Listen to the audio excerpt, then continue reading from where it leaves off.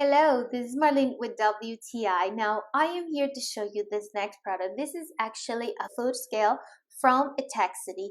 I have to say that I really love this food scale because it gives me a lot of different choices. So this is really cool.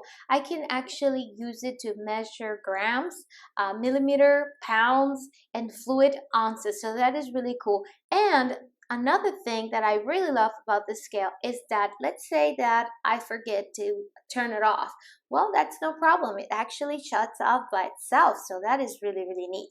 And it brings its own batteries. I mainly use this scale to make my own non-dairy ice cream because I actually have to measure the grams of tapioca starch that I will use.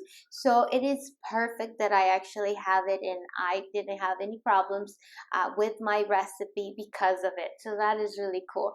So again, if you are looking for a food scale that the screen lights up, that it shuts off by itself, it has 4 different settings for you to actually use, well then I will recommend this one from Etekcity. But hey, that is just my point of view.